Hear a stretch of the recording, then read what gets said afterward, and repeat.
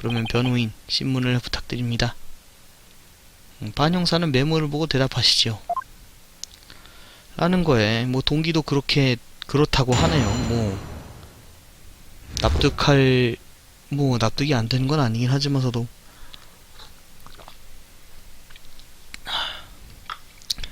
역시나 사악해요.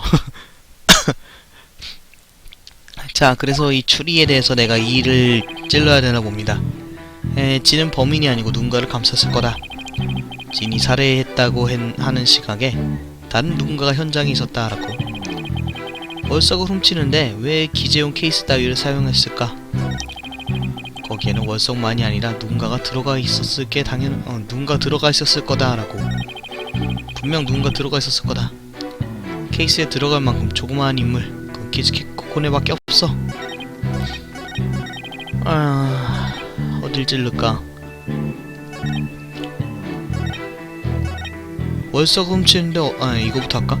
진이 이거 그냥 다 찌릅시다. 다 찔러야 될 것 같아. 지금 증거가 내가 지금 가진 게 너무 없어. 진은 범인이 아니라 누군가를 감쌌을 뿐이다 라는 거에 찔러봅시다. 추궁. 그 말은 유가미 검사는 그 상대의 죄를 감싸서 사형 판결을 받았단 말입니까? 저스티스. 카구야 씨는 완전히 그렇게 생각하고 있는 것 같아. 그리고 나도다, 나루오도. 유가미는 살인 따위 하지 않아. 미치루기, 코코네도 절대 살인 따윈 하지 않을 거야. 서로 봐줄 수 없다는 거군. 알았다, 바라던 바다라고. 이 그리운 긴장감. 저도 왠지 젊어진 듯한 느낌이 들어요. 메모를 읽는 것뿐인 역할이지만 다들 흥분되는걸? 가자. 자, 그래서 진이 살해했다고 하는 시각에 다른 누군가가 현장에 있었다라고 찔러봅시다. 그런 건 억지기질하지 않아. 있어라고. 아니, 카구야의 추리에는 확실한 근거가 있다라고. 그럼 어째서 그걸 빨리 설명하지 않는 겁니까? 네가 설명을 못하고 있잖아. 못하게 하고 있잖아 라고. 잠깐만이라고 외치면서 설명을 막은 건 네 쪽이잖아.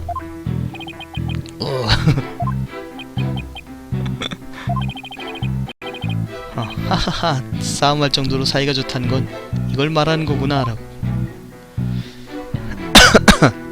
그렇게 말하네요.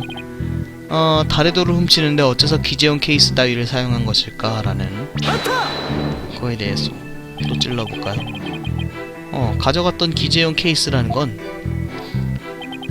유가미 검사가 있는 사진에는 찍혀있는데 이후 현장 사진이 촬영됐을 때는 사라진 저걸 말하는 거군요 라고. 왼쪽에 케이스가 3단이었는데 2단이 돼있죠? 하나가 사라져 있어요. 그 말 그대로다. 카구야는 여기서 한 가지 결론을 이끌어냈어. 무슨 결론을? 그걸 네가 지금 읽는 거야. 네가 읽어야지. 그랬군. 계속 읽도록 하지. 찔러내는 뭐가 없네. 추궁이 아니고 그냥 태클만 조금 걸지만 진행엔 별 영향을 안 주는데.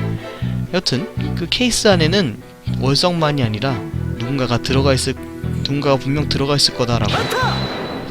들어가 있었을 거다 하는 거에 기재용 케이스에 집어넣는다고?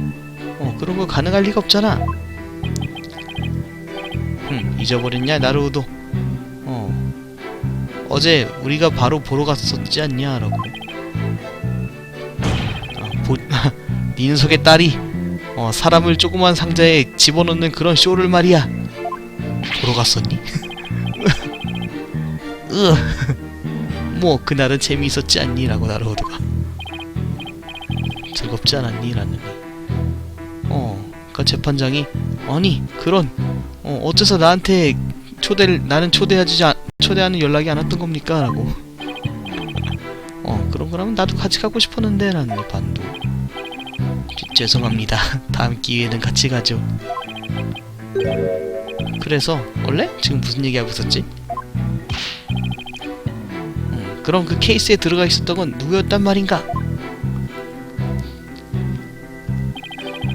케이스에 들어갈 만큼 조그만 인물은 키즈키 코코네밖에 없어.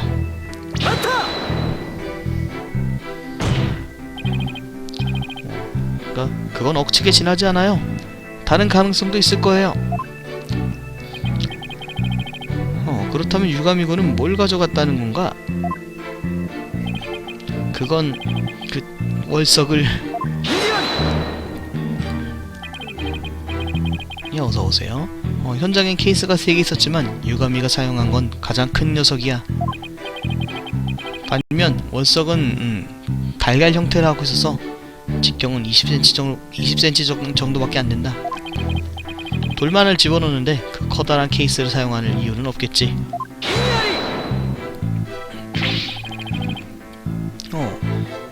그럴지라도 그 내용물이 피고인이라는 증거는 되지 않아. 그러면 이쪽에서 묻겠다만 변호인은 케이스의 내용물에 대해서 이걸 이상의 설명을 할 수 있는가? 하고 가능합니까 변호인? 그런 거 갑자기 나한테 물어봐도 어떨까? 케이스의 내용물에 대해서 케이스에 뭐가 들었을까에 대해서 일단 과거 사진을 좀 봅시다. 뭔가 이 사진이 있잖아요. 이게 있고 나서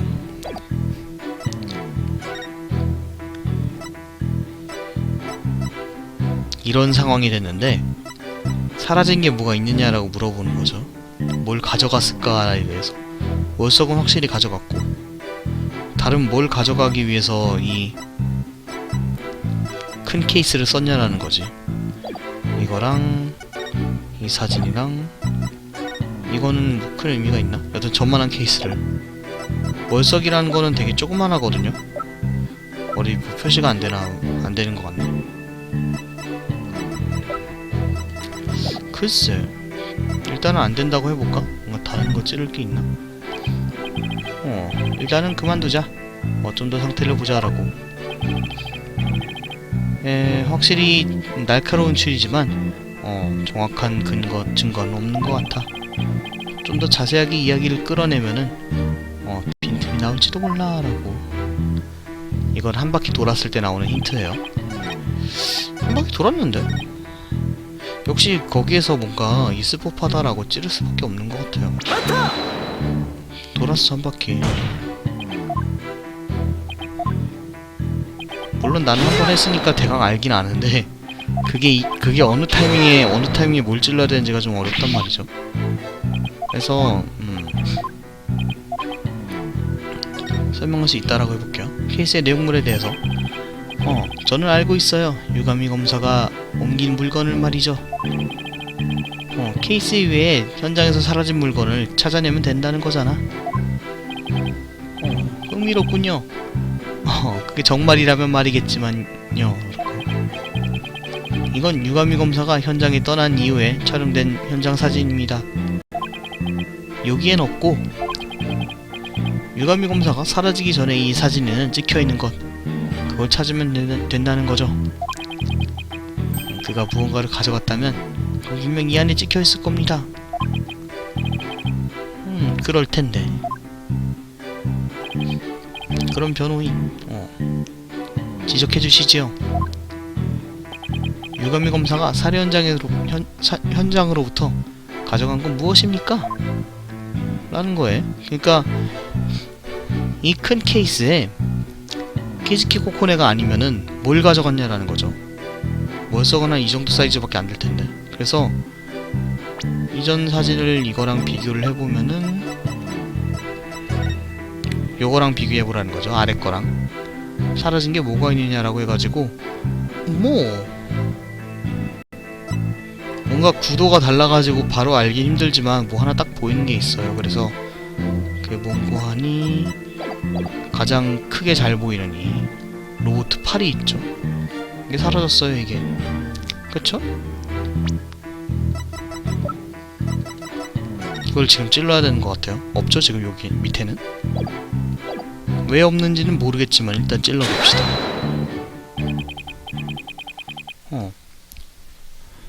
이 받침대 위에 로봇의 부품이 찍혀있는 게 보이십니까?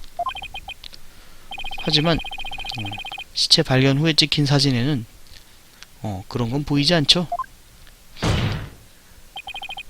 그러니까 이 부품은 현장에서 가져갔다는 겁니다. 옮겨졌다는 겁니다. 라고. 확실히 사라져 있는 것 같긴 합니다만. 하지만 그거는 단순한 깡통이잖아. 라느니. 그래서 오산이야 라고 하는 거에 정말로 그런 걸까? 라고 나로우드가 이쪽에서 또 뭘 그리 빤히 쳐다보는 거야? 돈 뜯어간다? 로보트가 재판장 이 부분 말입니다만 저기는 저 로봇의 것하고 닮지 않았습니까? 라고. 호 듣자하니 그렇군요. 하지만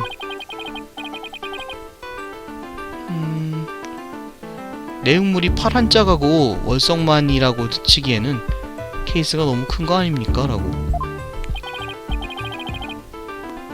그러니까 나로드가 들어있는 게 정말로 팔 한 짝뿐이라면 그렇겠지 라고 하네. 케이스의 내용물이 코코네가 아니라면 현장에는 이것과 같은 로보트가 있었던 거 아닐까요? 로보트 자체가 있었던 거 아닐까요? 라고. 변호 측은 그 로보트야말로 케이스의 내용물이라고 주장합니다. 뭐라고요? 이건 말이죠. 그 부품이 로보트의 팔이라고는 장담할 수 없어. 닮았다면 닮아있긴 하지만 닮은 그냥 다른 부품일 가능성도 있잖아. 애당초 붕대가 말려져 있어서 형체도 잘 알 수 없지 않느냐? 있어. 하지만 이게 로봇의 팔이라는 건 난 알 수 있어 라고 나로드가. 그리고 그것뿐이 아니야. 이 부품으로부터 로봇을 특정해낼 수도 있다고. 그렇게 되면은 당시 이 장소에 있었는지 어떤지도 조사할 수 있을 거야. 변호인, 당신은 내가 생각하기에는 기계의 둔한 편이라고 생각했습니다. 라고. 언제부터 그렇게 기계에 박식하게 된 겁니까? 나로우드 군이 좀 멀어진 것 같은 느낌이에요. 안심하십시오. 기계의 지식은 저도 기계의 지식은 제 이야기에는 전혀 필요 없으니까요. 이게 특정한 로봇의 어떤 특정 로봇의 팔이라고 이 증거품이 알려주고 있는 겁니다. 라고 해가지고 이 사진에 찍힌 팔 말이죠. 이 팔이 어떤 로봇의 팔이냐라는 거에 대해서 이전에 찍힌 사진을 보면 알 수 있는데, 이 사진을 보면 돼요. 이 HAT-1호의 발사 사진을 보면은 로봇가 하나 찍혀 있는데 한쪽 팔에 붕대를 감고 있죠. 그래서 이걸 보십시오. 그래서 여기 찍혀있는 로봇 이름은 폰코라고 부르는데, 팔을 보십시오. 이 붕대 옛날에 과거의 코코네가 말아준 거래요. 기계의 고장도 인간과 같은 방법으로 나을 거라고 생각한 거군요. 이 얼마나 아이답고 미소가 나는 착각인 걸까요? 라고. 제 손녀도 하는데 무시하고 나루오도가 현장에 있었던 팔에도 같은 붕대가 말려져 있었습니다. 그러니까 이 팔은 분명히 그 폰코라는 로봇 거예요. 지금 많이 있나? 그 로봇? 저건 다른 로봇이에요. 여튼 정숙하고. 미치루기 검사 어떻습니까? 확실히 그 로봇의 사이즈는 아이하고도 비슷하다고도 할 수 있겠지. 로봇가 들어있어도 말이 될 법도 하단 말이죠. 하지만 그 로봇은 무릎을 뭐라고 해야 돼? 무릎을 안고 이렇게 웅크릴 수는 없어 라고. 아무리 케이스가 크다고 해도 로보트가 통째로 들어갈 수는 없지 않나? 그러니까 재판장이 케이스의 크기는 유가미 검사에 무릎까지 올 정도입니다 라고. 확실히 로봇의 신장은 케이스보다 훨씬 높은 것 같군요. 나루오도가 그것도 그렇지 라고. 어떻게 해서든 폰코를 케이스에 넣을 방법은 없을까? 라는 거에 1번 해체해서 넣었다, 2번 압축해서 넣었다. 압축해서 해체해서 넣었겠죠. 팔이 일단 잘려서 나와있다는 점에서부터 이미 해체의 가능성이 좀 있어요. 물론 들어가죠. 파츠를 분해시켜서 넣으면 되는 겁니다 라고 나루오도가. 그렇게 하면은 너무 커도, 아니 그 자체로는 너무 크더라도 분해하면은 케이스에 들어갈 거예요.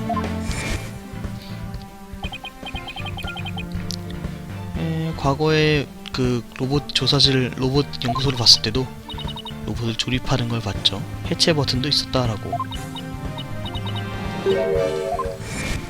눌러보진 않았어요.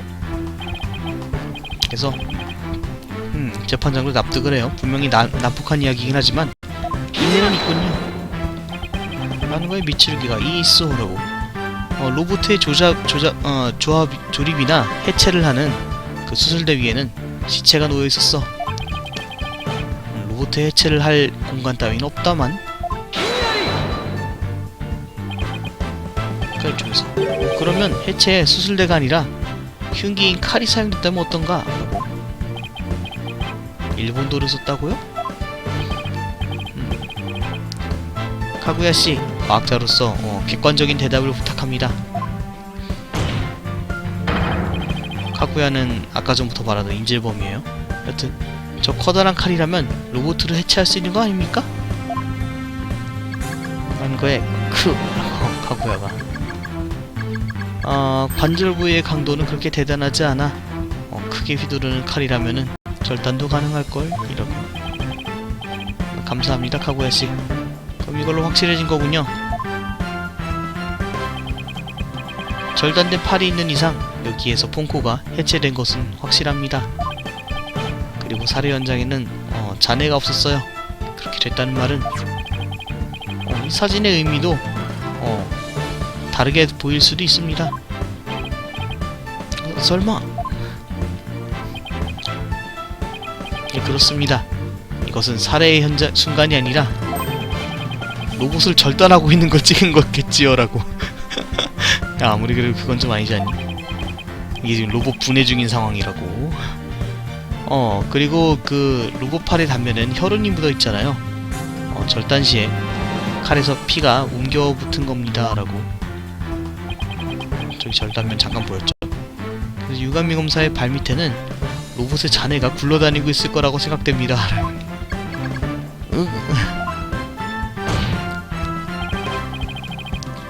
케이스로 옮겨진 건 피고인이 아니라 로봇이었다. 사건 당시의 살해 현장에는 피고인은 없었던 겁니다 라고.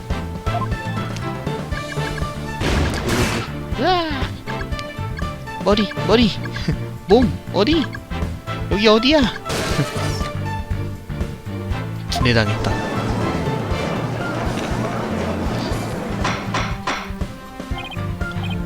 정숙. 확실히 폰코는 사건 후에 분해된 상태로 발견됐어 라고. 그렇더라고 보네요. 내가 직접 내 손으로 수리했다. 그건 인정할게.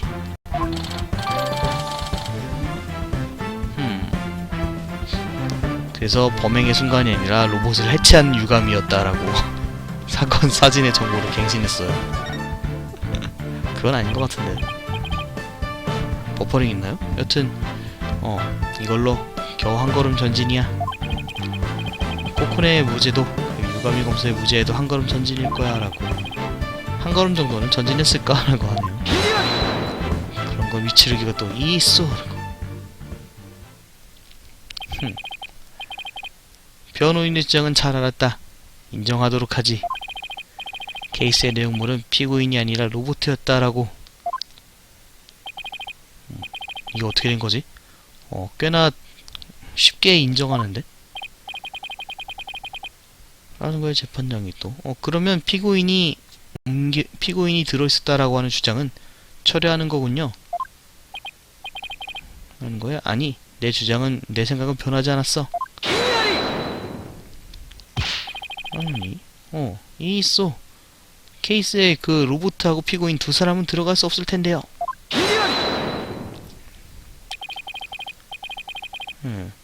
운반에 케이스를 사용했다라는 건 어디까지나 카구야의 추리에 지나지 않아. 내 생각은 처음부터 달랐다고. 드디어 그걸 말할 기회가 오게 되었군. 지금까지는 그냥 보고 있었다는 거죠. 변호인 덕분에 말이야. 미치르기 녀석. 설마 지금까지 여기까지 오는 추론을 유도한 건가? 라고. 그러면 어떻게 피고인을 데리고 나왔다는 겁니까? 라는 거야, 미치르기가. 그거야 간단하지. 영상에는 유가미의 등 뒤밖에 찍혀있지 않았어. 거기다 팔은 자기의 앞쪽으로 돌리고 있어. 마치 무언가를 안고 있는 것처럼 말이야. 어디에 그런 증거가? 증거도 있다. 유가미가 입고 있었던 이 옷 말이야. 저 옷을 뭐라고 읽어야 되지? 여튼 뭔가 그 옛날 신선조 같은 게 있던 그런 옷 같죠. 여튼 그래서 옷 앞부분에 묻은 피해자의 혈흔이 매우 특징적인 형태를 하고 있어 라고. 혈흔이 특징적인 형태를요? 어떻다는 겁니까?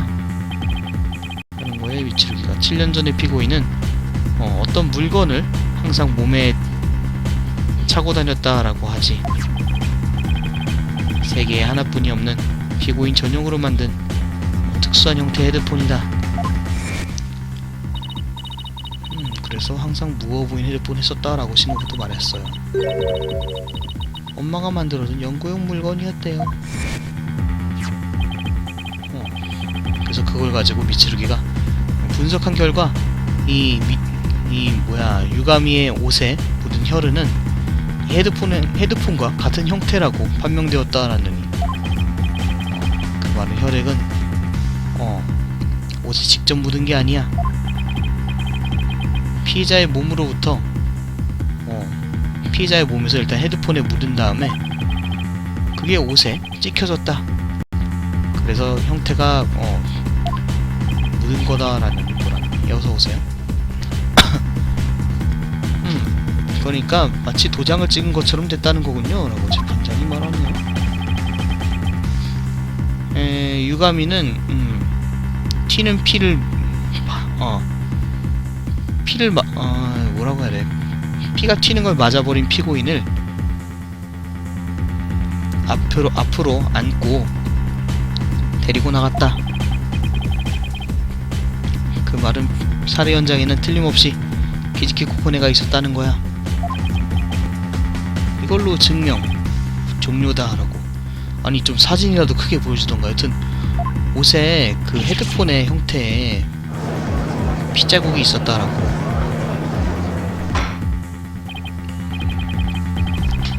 정숙. 피고인이 현장에 있었다면 그녀의 용의는 점점 깊어지겠군요. 그래서 그 유가미의 옷에 대해서는 딱히 안 보이긴 하는데, 이 사진에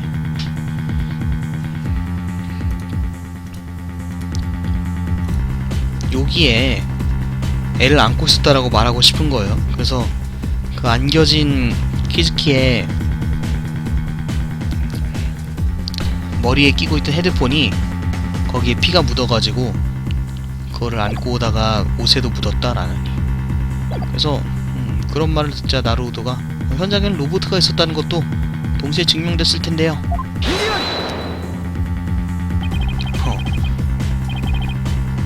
지금 너는 로보트가 진범인이라고라도 주장할 거냐? 바보 같군. 나도 그렇게 생각 안 하는데. 하지만 가능성은 제로가 아닐 겁니다. 라고 나루오도가 물고 늘어져요. 반영사, 당시의 경찰은 로보트의 사정 청취를 했습니까? 로보트의 사정 청취를. 아니, 그런 기록은 없는 것 같아. 사건과는 관계없다고 취급받았으니까. 하지만 실제로는 깊은 연관성이 있었던 거군요. 그렇게 된다면 변호 측은 증인으로서 로보트 폰코의 소환을 요구합니다. 로보트 증인이라고요?